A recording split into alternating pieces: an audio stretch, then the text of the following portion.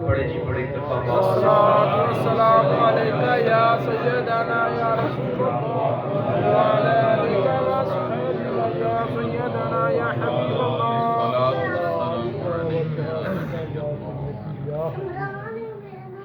فلک کے نظاروں زمین کی بہاروں سب عیدیں مناؤ حضور آ گئے ہیں.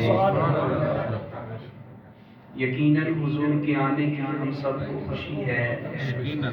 تو اگر سارے شعر نہیں پڑھ سکتے تو اتنا تو پڑھ ہی سکتے ہیں کہ حضور آ گئے ہیں. فلک کے نظاروں زمین کی بہاروں سب عیدیں مناؤ حضور آ گئے ہیں، حضور آ گئے ہیں. اٹھو غم کے مارو چلو بے سہارو خبر یہ سناؤ حضور آ گئے ہیں، حضور آ گئے ہیں. انوکھا نرالا وہ ذیشان آیا وہ سارے رسولوں کا سلطان آیا.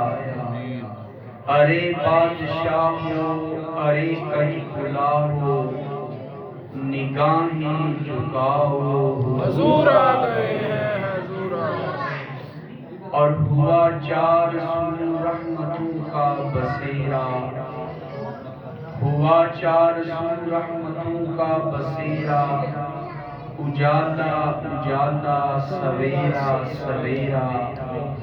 حلیمہ کو پہنچی خبر آمنہ کی میرے گھر میں آؤ حضور آ گئے ہیں، میرے گھر میں آؤ. حضور آ گئے ہیں. اور سما ہے ثنائے حبیب خدا کا سما ہے ثنائے حبیب خدا کا یہ میلاد ہے سرور انبیاء کا. سلاموں کے تحفے درودوں کے گجرے لبوں پہ سجاؤ حضور آ گئے ہیں.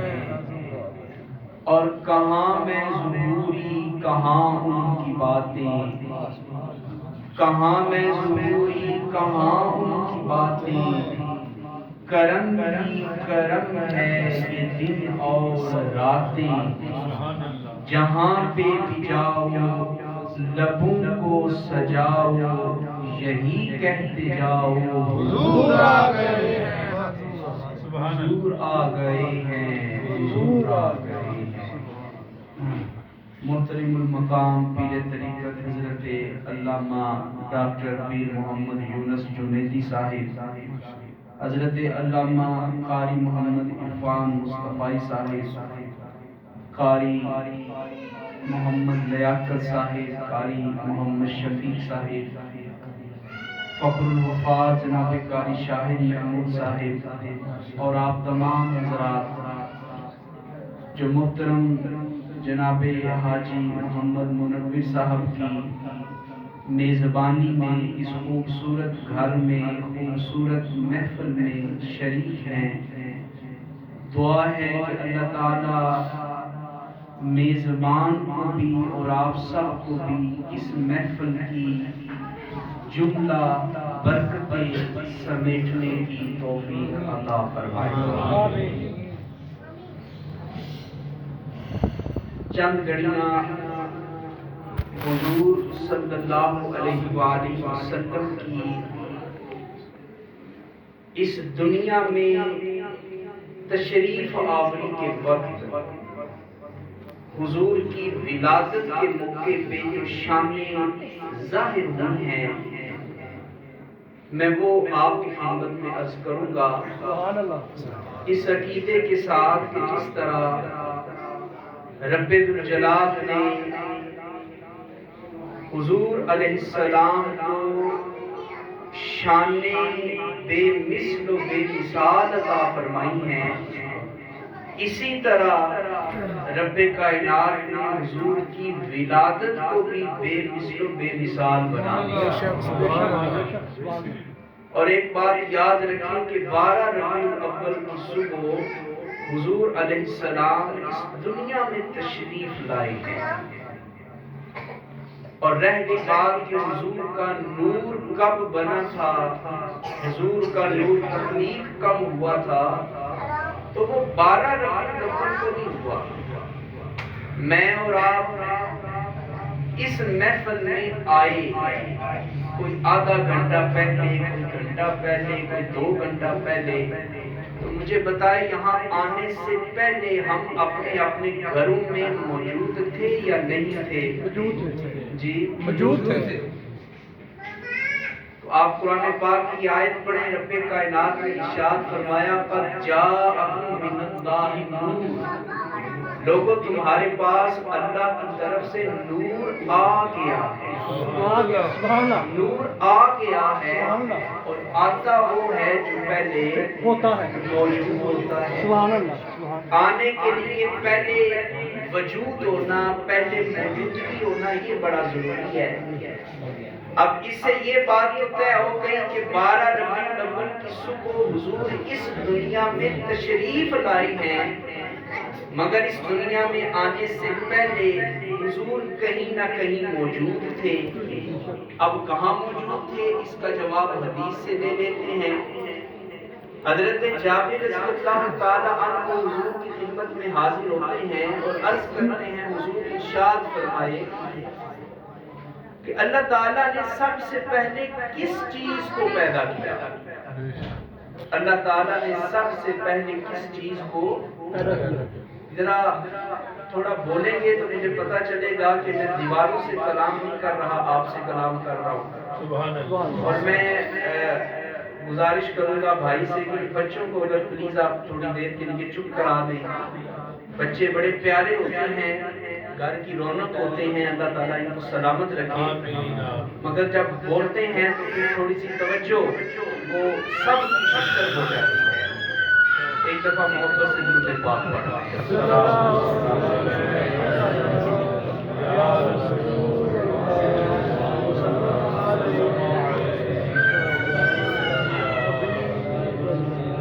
تو حضرت جابر حضور ارشاد فرمائے کہ اللہ نے سب سے پہلے کس چیز کو پیدا کیا؟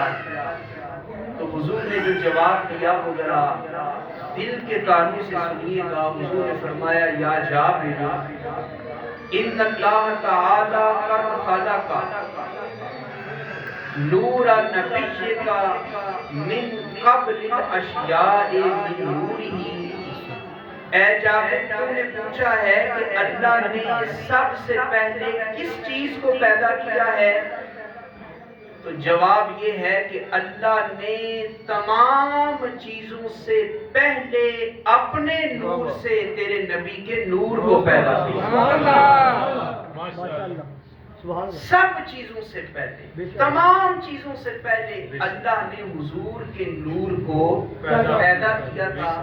پتہ چلا حضور کا نور اس وقت تخلیق ہوا جب کائنات کی کوئی چیز بھی موجود نہیں تھی، نہ جنات تھے، نہ درند تھے، نہ چرند تھے، نہ پرند تھے، نہ کوئی انسان تھا، نہ حیوان تھا، نہ کوئی جمادات تھے، نہ نباتات تھے، نہ حیوانات تھے، نہ مشرق تھا، نہ مغرب تھا، نہ شمال تھا، نہ جنوب تھا، نہ جبرائیل تھا، نہ میکائیل تھا، نہ عزرائیل تھا، نہ اسرافیل تھا، نہ وقت تھا، نہ گھڑی تھی، نہ گھنٹہ تھا، نہ منٹ تھا، نہ سیکنڈ تھا، نہ سورج کی چمک تھی، نہ چاند کی دمک تھی، نہ پھولوں کا تبسم تھا، نہ کلیوں کا مسکرانا تھا، اور اس وقت نہ اب تھا، نہ کب تھا، نہ جب تھا، اور خود تھا بھی نہ تھا، بس اتنا سمجھو کہ ایک بنانے والا خدا تھا اور دوسرا بننے والا میرا مصطفیٰ تھا۔ نعرہ تکبیر، نعرہ رسالت، نعرہ حیدری، عظمت و شان مصطفیٰ، جشن عید الميلاد النبی، سرکار کی آمد مرحبا، سرکار کی آمد مرحبا۔ سبحان تو اللہ نے سب سے پہلے حضور کے نور کو پیدا کیا. کتاب فطرت کے سر ورق پر جو نام احمد رقم نہ ہوتا تو نقش ہستی ابھر نہ سکتا، وجود لوح و قلم نہ ہوتا، یہ محفل کن فقا نہ ہوتی، جو وہ امام امم نہ ہوتا، زمین نہ ہوتی، فلک نہ ہوتا، عرب نہ ہوتا، عجم نہ ہوتا. یہ پوری کائنات بنی ہے تو وسیلہ مصطفیٰ کے صدقے سے. تو ایک بات آپ سمجھ گئے کہ 12 ربیع الاول کو حضور اس دنیا میں تشریف لائے ہیں. حضور کا نور اللہ نے سب سے پہلے تخلیق فرما دیا. سبحان اللہ. اب حضور علیہ السلام کی ولادت ہوتی ہے 12 ربیع الاول کو صبح سحری کے وقت. کس وقت ولادت ہوئی؟ سحری کے وقت. اور ذرا یہ دیکھیں محبت والے جملے. رات کی تمنا تھی کہ حضور میرے دامن میں تشریف لائے، اور دن یہ چاہتا تھا کہ کاش حضور میرے دامن میں تشریف لائے. حضور دن میں آتے تو رات محروم ہو جاتی، حضور رات میں آتے تو دن محروم ہو جاتا. اور اللہ نے حضور کو محرومیاں تقسیم کرنے کے لیے نہیں بھیجا، عطائیں اور رحمتیں تقسیم کرنے کے لیے بھیجا ہے. حضور نہ رات کو آئے نہ دن کو آئے، سحری کے وقت آئے. رات جا رہی تھی، دن آ رہا تھا. گویا سحری کا وقت منتخب کر کے حضور نے رات کو بھی اپنی رحمتیں عطا فرمائی ہیں، حضور نے دن کو بھی اپنی حضور سحری کے وقت تشریف لائے. اور حضور کی ولادت کے وقت کے جو معجزات ہوئے وہ میں نے بڑے اختصار سے آپ کے سامنے عرض کرنے ہیں. پہلا معجزہ جو حضور کی ولادت کے وقت رونما ہوا. عام بچوں کی ولادت ہوتی ہے تو آپ جانتے ہیں کہ بچہ جب ماں کے پیٹ سے دنیا میں آتا ہے تو اس کے بدن کے اوپر نجاست لگی ہوتی ہے، اس کے وجود کے اوپر گندی رطوبتیں ہوتی ہیں، ناپاک خون لگا ہوتا ہے، اس کے پاس سے بدبو بھی آ رہی ہوتی ہے. مگر سیرت کی کتابیں پڑھ کے دیکھیں، تمام سیرت نگاروں نے لکھا کہ جب میرے اور آپ کے آقا اس دنیا میں آئے ہیں تو مغسولاً مکحولاً مطیباً، حضور کے وجود کے اوپر نہ کوئی رطوبت ہے، نہ کوئی گندگی ہے، نہ کوئی خون ہے. حضور اس دنیا میں آئے تو اتنے پاک صاف تھے، لگتا یوں تھا کہ اللہ نے غسل کا اہتمام کروا کے بھیجا ہے. حضور غسل کر کے آئے ہیں، سر پہ تیل لگا کے آئے ہیں، آنکھوں میں سرما لگا کے آئے ہیں. اور حضور جب اس دنیا میں آئے تو بدبو نام کی چیز کوئی نہیں تھی. دائیاں کہتی ہیں ہم نے حضور کو پکڑا تو ہمیں حضور کے بدن سے خوشبوؤں کے حلے آتے ہوئے. اور جب حضور اس دنیا میں آئے تو حضور کی ناف مبارک کٹی ہوئی تھی. یہ جو سمجھ لیں کہ حضور ناف بریتا پیدا ہوئے. آپ جانتے ہیں کہ بچہ دنیا میں آتا ہے تو اس کی ناف کا کنیکشن ماں کی ناف کے ساتھ ملا ہوتا ہے کہ جہاں وہ 9 ماہ تک غذا حاصل کرتا ہے اس ناف کے ذریعے سے. مگر جب حضور اس دنیا میں آئے ہیں تو حضور کی ناف مبارک کا کنیکشن اپنی والدہ کی ناف سے جڑا ہوا. میں نے کہا تھوڑا بولیں گے تو آپ جلدی بات سمجھ جائیں گے. حضور ناف بریدہ پیدا ہوئے. حضرت قبلہ جنیدی صاحب یہاں بڑی پیاری بات حضرت شیخ عبدالحق محدث دہلوی نے لکھی. آپ لکھتے ہیں کہ حضور ناف بریدہ کیوں پیدا ہوئے. کیا کمال کا جملہ لکھا شیخ محقق نے. فرماتے ہیں اس لیے اللہ یہ چاہتا ہے کہ میرا محبوب دنیا کے انسانوں میں سے کسی انسان کی نیکی کا بوجھ اپنے اوپر نہ اٹھائے. میرا محبوب اس کو جو بھی عطا کیا جائے، جو رحمت جو فضیلت جو شان عطا کی جائے وہ دنیا میں سے اور مخلوق میں سے کوئی نہیں کرے گا۔ محبوب کو جتنی شانیں میں نے عطا کرنی ہے وہ ساری کی ساری صرف میں نے ہی عطا سبحان اللہ۔ اور یہاں سوال پیدا ہوا آپ کے ذہن میں کہ جب حضور کی ناف کٹی ہوئی تھی تو ماں کے پیٹ میں غذا کہاں سے حاصل ہوتی تھی؟ سوال تو بنتا ہے حضور غذا کہاں سے حاصل کرتے تھے؟ تو اس کا جواب ہمیں ملتا ہے کئی سالوں کے بعد جب حضور غار حرا میں تشریف لے جاتے تھے، وحی کی آمد ہوتی تھی اور حضرت سیدہ خدیجہ الکبریٰ کہتی ہیں کہ حضور ایک دن کا راشن لے کر جاتے، مگر ایک دن کے راشن سے حضور دو تین چار دن گزارا کر لیا کرتے۔ سبحان اللہ۔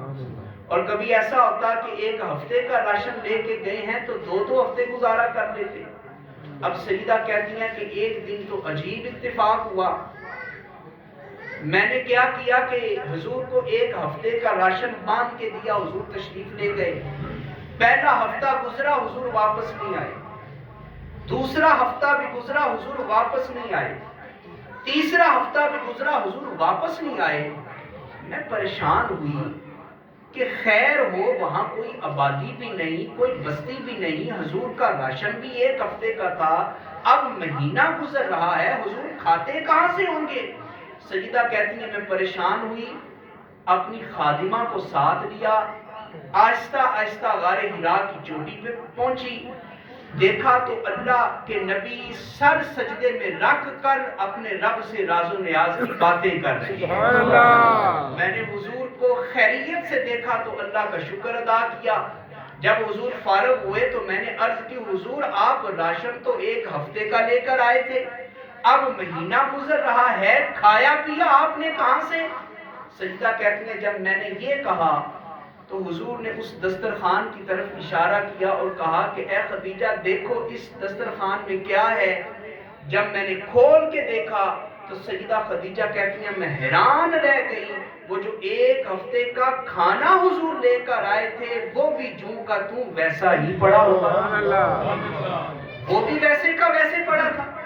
میں نے عرض کی اے اللہ کے رسول آپ کہاں سے کھاتے رہے؟ یہاں تو کوئی کھانے کا سلسلہ بھی موجود نہیں، یہ بھی دسترخوان ویسے کا ویسے، کہاں سے آپ کھاتے رہے؟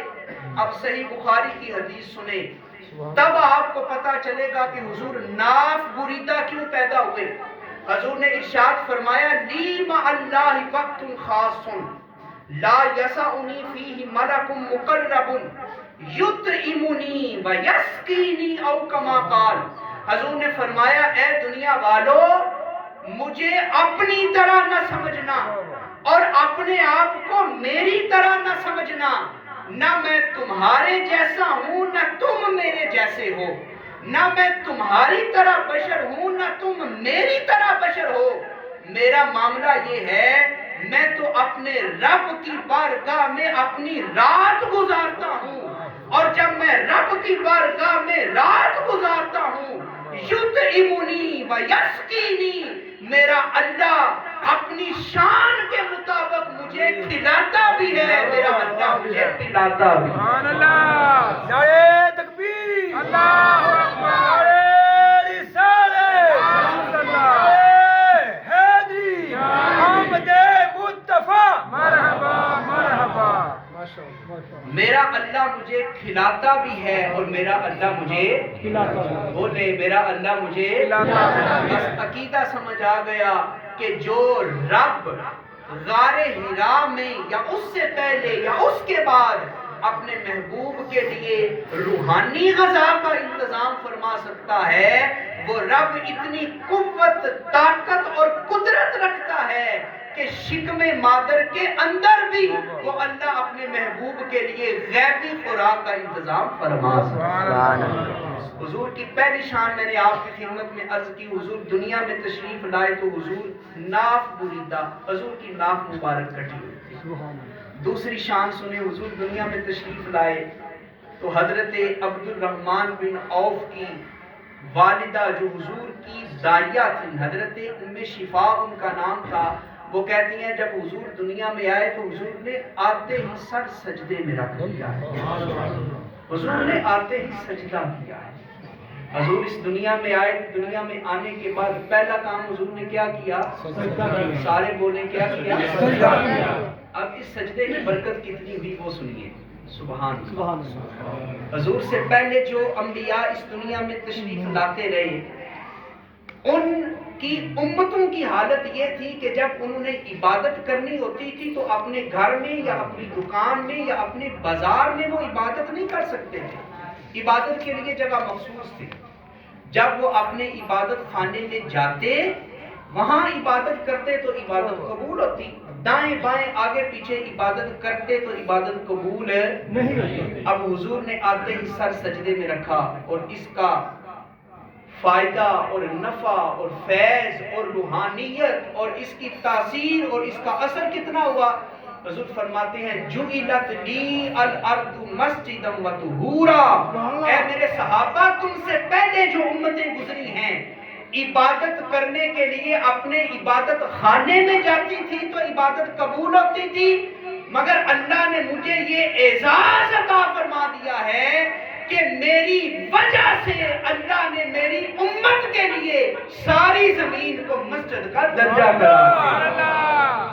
میری امت جہاں پہ بھی نماز پڑھے، مسجد میں پڑھو یا گھر میں پڑھو، دکان میں پڑھو یا بازار کی صاف جگہ پہ پڑھو، ہوائی اڈے پہ پڑھو یا ریلوے اسٹیشن پہ پڑھو، کھیل کے میدان میں پڑھو یا دنیا کے جس مرضی خطے کے اوپر نماز پڑھو، اے حضور کے غلاموں تمہیں مبارک ہو، تم جس خطے پہ سر رکھو گے اللہ تمہارا سجدہ بھی قبول کرے گا، اللہ تمہاری نماز بھی قبول کرے گا۔ وجہ کیا یہ ہے کہ تم بڑے پاک ہو، تم بڑے ستھرے ہو، وجہ یہ نہیں، وجہ یہ ہے کہ میرے مصطفیٰ نے دنیا میں آتے ہی سر سجدے میں رکھا۔ جب حضور کا سر اس زمین پہ لگا، زمین نے حضور کے چہرے کو بوسہ دیا، اللہ نے حضور کے چہرے کی برکت سے ساری زمین کو امت کے لیے مسجد کا درجہ دیا۔ نعرہ تکبیر، نعرہ رسالت، نعرہ حیدری، عظمت و شان مصطفیٰ۔ اور دیکھیں صرف یہ نہیں حضور نے کہا کہ مسجد بنائی گئی، حدیث کے لفظ ہے جُعِلَتْ لِی الْأَرْضُ مَسْجِدًا وَطُہُورًا، میرے امت کے لیے یہ زمین مسجد بھی بنائی گئی ہے اور زمین پاک بھی بنائی گئی ہے۔ سبحان اللہ، بے شک۔ پاک ہونے کا مطلب میں عرض کروں کیا ہے؟ مٹی منہ کے اوپر لگائیں تو منہ گندا ہو جائے گا کہ صاف ہو جائے گا؟ گندا ہو جائے گا۔ بولے سارے گندا ہو جائے گا۔ گندا ہو جائے گا۔ آج جس نبی کی محفل میں آ کے بیٹھا ہے اور محترم حاجی صاحب نے آپ کو بلا کر حضور کے ساتھ جس عشق اور محبت کا ثبوت دیا ہے، دیکھ اللہ نے تیرے نبی کو کتنی عظمتیں عطا کی ہیں، تو مٹی اپنے چہرے پہ لگائے، تیرا چہرہ گندا، تیرا ماتھا گندا، تیری پیشانی گندی، حضور کہتے ہیں جب تجھے پانی نہ مل سکے یا تیرا وجود زخمی ہو جائے اور پانی استعمال کرنے سے تجھے نقصان پہنچے، تو پانی کے قریب نہ جائے تو تجھے پریشان ہونے کی ضرورت نہیں، تو ہاتھ زمین پہ مار کر منہ پہ مار لیا کر، تیمم کی نیت کر لیا کر، تو نماز پڑھے گا اللہ تیری نماز قبول کرے گا، تو سجدہ کرے گا اللہ تیرا سجدہ قبول کرے گا۔ حضور مٹی جسم سے لگائیں، جسم تو ناپاک ہو جاتا ہے، جسم تو گندا ہو جاتا ہے، حضور پاکی کیسے مل گئی؟ حضور کہتے ہیں تجھے پتہ نہیں چلا جُعِلَتْ لِی الْأَرْضُ مَسْجِدًا وَطُہُورًا، اللہ نے مجھے یہ اعزاز دے دیا ہے، میری وجہ سے اللہ نے اس زمین کو میری امت کے لیے مسجد بھی بنا دیا ہے اور پاک کرنے والا بھی بنا دیا۔ سبحان اللہ، سبحان اللہ۔ اور دو شانیں عرض کی، تیسری شان سنیں حضور کی ولادت کے وقت جو ظاہر، حضور دنیا میں تشریف لائے تو حضرت ام شفا کہتی ہیں ہم حضور کو سرما لگانے کے لیے آگے بڑھیں تو ہم حیران رہ گئیں، حضور کی آنکھیں اتنی سرمگی تھیں لگتا یوں تھا کہ حضور پہلے سرما لگا کے دنیا میں تشریف سبحان اللہ۔ سرمگی آنکھیں، سرمگی کہ بندے نے سرما نہ بھی لگایا ہو تو پتہ چلے کہ یہ سونا تو آنکھوں میں سرما لگا کے آیا ہے۔ سبحان اللہ۔ حضور کی آنکھیں سرمگی تھیں۔ کون سی آنکھیں تھیں؟ سرمگی آنکھیں، سرمے والی آنکھیں۔ اور یہ شان ہجرت کی رات کی ظاہر ہے۔ حضرت معبد کے کشانہ نور میں. وہ کس طرح ذرا غور کیجئے گا. حضور حضرت صدیق اکبر کے ساتھ ہجرت کی غرض سے مکہ سے مدینہ تشریف لے جا رہے ہیں. راستے میں ایک مقام ایسا آیا کہ جب ظاہری طور پر پانی کا ذخیرہ ختم ہو گیا, حضور کو پانی پینے کی حاجت ہوئی. حضرت ابو بکر سے کہا کہ ابو بکر پانی کا کوئی انتظام کیا جائے. جناب صدیق اکبر نے دائیں بائیں دیکھا تو کوئی آبادی نہیں تھی, کوئی بستی نہیں تھی. ایک جھونپڑی نظر آئی. حضرت صدیق اکبر وہاں گئے تو وہاں ایک خاتون تھی, ان کا نام تھا معبد. کیا نام تھا؟ معبد. حضرت صدیق اکبر نے کہا کہ گھر میں کچھ کھانے پینے کے لیے ہے؟ انہوں نے کہا کہ ہم غریب لوگ ہیں, ماڑے لوگ ہیں, ہم تو بمشکل اپنے لیے کھانے کا انتظام کرتے ہیں, معذرت قبول کریں, ہمارے پاس کچھ موجود ہے. حضرت صدیق اکبر نے دیکھا کہ ان کی جھونپڑی میں ایک کنارے کے اندر ایک مریل کمزور سی بکری بندھی ہوئی تھی. حضرت صدیق اکبر نے کہا اگر آپ اجازت دیں تو اس بکری کا دودھ ہم دھو لیں. اگر آپ اجازت دیں. وہ خاتون کہنے لگی کہ یہ بکری اتنی طاقتور ہوتی تو ریوڑ کے ساتھ نہ چلی جاتی, یہ تو بیمار ہے, کمزور ہے, کئی مہینوں سے اس نے دودھ ہی نہیں دیا, یہ تو چل ہی نہیں سکتی, آپ اس کا کیسے دودھ دھوئیں گے؟ حضرت صدیق اکبر نے مسکرایا, اور ایمان کہتا ہے کہ مسکرا کے انہوں نے کہا ہوگا اے خاتون تو نہیں جانتی یہ میرے پیچھے جو چہرہ بددعا والا شخص کھڑا ہے نا, اللہ نے اس کو اتنی شانیں دی ہیں, یہ کوئی عام بندہ نہیں, اللہ نے کل جہانوں کے لیے اسے رحمت للعالمین بنا کے اللہ اکبر. یا رسول اللہ حاضری.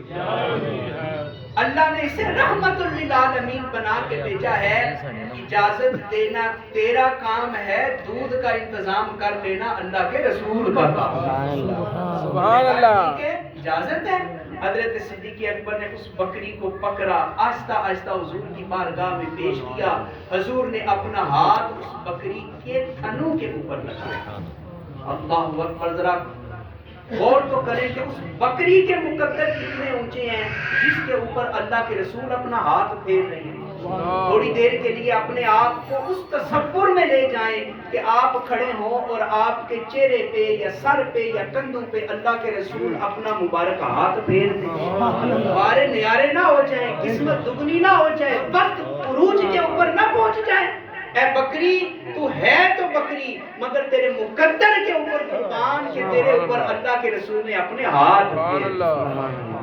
جب حضور نے اپنا دست اقدس پھیرا تو جناب صدیق اکبر کہتے ہیں کہ اس بکری نے اپنی ٹانگوں کو ذرا کھڑا کیا اور ٹانگوں کو کھولا تو دیکھتے ہی دیکھتے ہم نے یہ منظر دیکھا کہ پہلے اس کے تھن خشک تھے, مگر چند ہی لمحوں کے اندر اس کے تھنوں میں دودھ ہی دودھ آ گیا. میں نے دودھ دویا, ایک برتن بڑا, کہا معبد دوسرا برتن لاؤ, وہ بھی بھر کے دیا, تیسرا لاؤ, وہ بھی بھر کے دیا, چوتھا لاؤ, وہ بھی بھر کے دیا. صدیق اکبر کہتے ہیں معبد کے گھر کے سارے برتن ختم ہو گئے مگر بکری کا دودھ ختم نہیں. سبحان اللہ. دودھ آ رہا ہے. میں نے پھر ایک برتن بھرا, پہلے معبد کو دودھ دیا, پھر اس کے بچے کو دودھ دیا, حضور کو پیش کیا. حضور نے کہا نہیں ابو بکر پہلے تم پیو, میری باری تو آخر میں آئی, میری باری تو آخر میں آئے گی. حضور نے سب سے آخر میں دودھ پیا اور پھر سفر دوبارہ شروع ہو گیا اور یہ تشریف لے گئے. شام کو حضرت معبد کا خامند اپنا ریوڑ لے کے گھر آیا تو کیا دیکھتا ہے کہ میری کچی کلی, میرا وہ چھوٹا سا جھونپڑا اور میرا وہ کچا سا مکان. پہلے رات کو وہاں تاریکی ہی تاریکی ہوتی تھی, اجالا ہی اجالا ہوتا تھا, اندھیرا ہی اندھیرا ہوتا تھا, مگر آج عجب منظر دیکھتا ہے کہ معبد کے کچے کوٹھے کے اوپر نور کی لاٹیں برس رہی تھیں. نور کی شعائیں برس رہی تھی. اور نور کی شعائیں کیسے نہ برستی لوگوں, جس جگہ اللہ کے رسول اپنا دیدار کروا جائیں اور جس جگہ اللہ کے محبوب اپنی زیارت کے لیے آ جائیں وہ جگہ جگمگ نہیں کرے گی تو کیا کرے گی. میرا بھی یہ عقیدہ ہے اور آپ کا بھی یہ عقیدہ ہونا چاہیے. اگر ہے تو میرا ساتھ دیجیے. سنا ہے آپ ہر عاشق کے گھر تشریف لاتے ہیں, میرے گھر میں بھی ہو جائے یا رسول اللہ. جب حضور آ جائیں تو کیا خیال ہے وہاں چراغا نہیں ہوگا، وہاں روشنی نہیں ہوگی، وہاں اللہ کا کرم نہیں آئے گا، وہاں اللہ کا فضل نہیں آئے گا، وہاں اللہ کی رحمتیں نہیں آئیں گی، وہاں اللہ کی برکتیں نہیں آئیں گی؟ ضرور آئیں گی، ضرور آئیں گی، یقیناً آئیں گی۔ اگر عقیدہ ہے تو پھر میرے ساتھ پڑھیں اس دعا کے ساتھ کہ اللہ ہم گناہگاروں پہ بھی کرم کر دے۔ سنا ہے آپ ہر عاشق کے گھر تشریف لاتے ہیں، میرے گھر میں بھی ہو جائے چراغاں، میرے گھر میں بھی ہو جائے چراغاں۔ کہنے لگا بتاؤ تو صحیح رات ہوا کیا؟ اتنی روشنی بتاؤ رات آیا کون تھا گھر میں؟ کون آیا تھا؟ تو اب معبد حضور کا نام پوچھنا یاد نہ رہا، نام تو آتا کوئی نہیں تھا، تو اپنی طرف سے ایک فرضی نام رکھ کے کہا اے میرے شوہر آج میرے گھر میں ایک مبارک آیا تھا۔ کون آیا تھا؟ مبارک کا مطلب جانتے ہیں؟ سنے اور جھوم جائیں۔ مبارک اسے کہتے ہیں جو جس جگہ پہ آتا ہے اکیلا نہیں آتا، اللہ کی ساری برکتیں لے کر آتا۔ کہا مبارک آیا تھا، اور مبارک کیوں نہ کہتی؟ وہ بکری جس کے خشک تھنوں کو حضور نے دودھ سے بھر دیا تھا، اور سیرت کی کتابیں پڑھ کے دیکھیں مفسرین اور سیرت نگار کہتے ہیں کہ وہ بکری حضرت فاروق اعظم کے دور تک زندہ رہی، اور حضرت فاروق اعظم کے دور تک وہ بکری اسی طرح برابر دودھ دیتی ہے۔ جس طرف اٹھ گئی دم میں دم آ گیا، اس نگاہ عنایت پہ اسلام کا لفظ بولنے نہ ذرا محبت سے، جس طرف اٹھ گئی دم میں دم آ گیا، اس نگاہ عنایت پہ ہم کہیں یا نبی، وہ کہیں امتی، امتی تیری قسمت پہ، امتی تیری قسمت پہ، امتی تیری قسمت پہ۔ کہتے مبارک آیا تھا، وہ پوچھتے مبارک کون تھا؟ اب انہوں نے جو حضور کا نقشہ کھینچا ہے نا، وہ آپ کو کاش عربی آتی ہو تو آپ عربی کتب سے پڑھیں، وہ پوری ایک نعت ہے جو انہوں نے حضور کے سراپے کا جو نقشہ کھینچا تھا۔ اب وہ وقت نہیں کہ میں سارا پڑھ سکوں، 3 لفظ میں آپ کی خدمت میں عرض کرتا ہوں جو معبد نے حضور کی تعریف میں کہے، حضور کی مدح میں کہے، حضور کی نعت میں کہے۔ انہوں نے کہا کہ اے شور تجھے کیا بتاؤں جو آیا تھا، قسیم وسیم فی عینیہ مزاج، قسیم وسیم فی عینیہ مزاج، قسیم وسیم فی عینیہ مزاج۔ لفظ عربی کے ہیں، ابھی میں ترجمہ کرتا ہوں تو آپ اشش کر اٹھیں گے۔ اس معبد نے پہلی دفعہ حضور کو دیکھا تھا، اللہ نے اس کے سینے کو اتنا روشن کیا کہ اس نے حضور کی ایسی تعریف کی کہ 14 صدیاں بعد بھی ہم یہاں پہ بیٹھ کے اس کی حضور کی شان میں لکھی گئی نعت پڑھتے جا رہے ہیں۔ کہتی ہے قسیم وسیم فی عینیہ مزاج، جو آیا تھا نا وہ قسیم تھا۔ وہ کیا تھا؟ قسیم پتہ ہے کون ہوتا ہے؟ سنے اور محبت سے جھوم جائیں۔ قسیم اسے کہتے ہیں جس کو جس پہلو سے دیکھو، جس نظر سے دیکھو، جس جہت سے دیکھو، جس طرف سے دیکھو وہ سونے سے سونا ہی ہے۔ بعض لوگ ہوتے ہیں نا کہ ان کا رنگ تو گورا ہوتا ہے، نین نقش خوبصورت نہیں ہوتے۔ بعض لوگوں کا سر بہت بڑا ہوتا ہے، ہاتھ خوبصورت ہوتے ہیں۔ بعض کے ہاتھ خوبصورت ہوتے ہیں، پاؤں کی انگلیاں ٹیڑھی میڑھی ہوتی ہیں۔ ہر بندے میں کوئی نہ کوئی نقص ہے، عیب ہے، کمزوری ہے، مگر اے معبد تیرے لفظوں کے اوپر قربان جائیں۔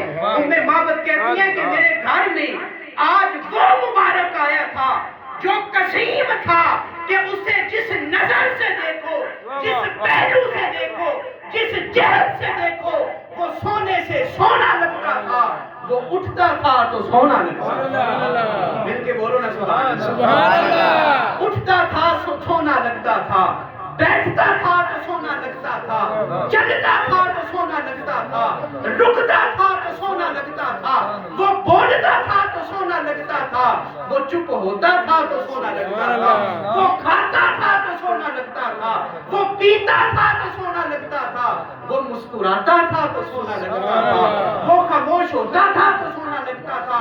اے شوہر تجھے کیا بتاؤں، میرے گھر میں وہ مبارک آیا تھا جس کی سیرت بھی سونی تھی، جس کی صورت بھی سونی تھی۔ نعرہ تکبیر، نعرہ رسالت، نعرہ حیدری، عظمت و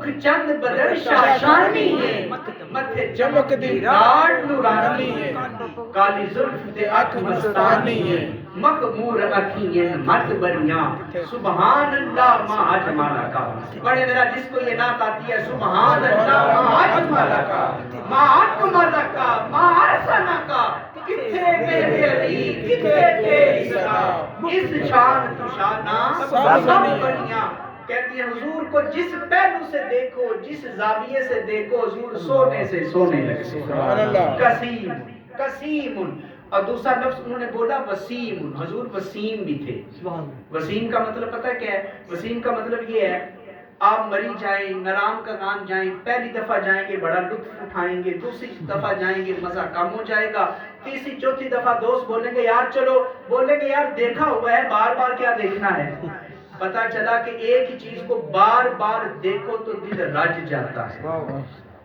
या पंजाबी का एक और लफ्ज बोल रहे एक ही चीज को बार बार देखो तो दिल अक जाता है मगर उम्मे माबद कहती हैं हुजूर वसीम थे वो जो मुबारक आया था ना वो वसीम था वो क्या था वसीम था। बोलने वो क्या था वसीम था। वसीम